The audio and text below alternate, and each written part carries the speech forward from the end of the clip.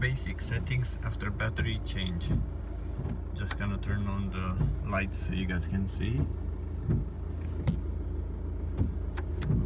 Like this or like that, it doesn't really matter. Right, mine is automatic. So, foot on the brake, handbrake disabled, put into drive. You got steering wheel light on and traction control. So you have to drive slowly straight.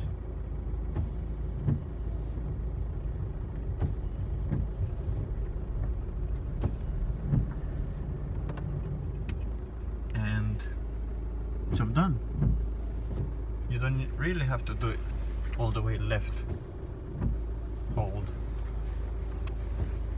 All the way right. You don't even have to do that, so everything is alright. Just gonna put it back to park, because otherwise it won't start. This is a Passat B6 2007, but the clocks are from a Passat 2010 facelift, so this can be done on the newer models as well, I think on the B7. This one has RNS 310 and automatic, right.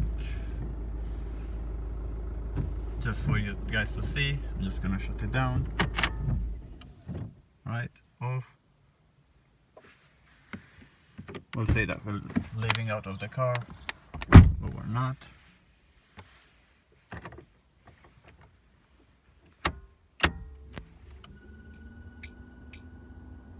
Right, all the lights are gone. Started. Parking brake.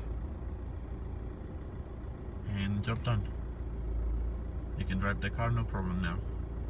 After battery change, we need to check the voltage, make sure it's 14.4. I'm gonna put that in the video anyway.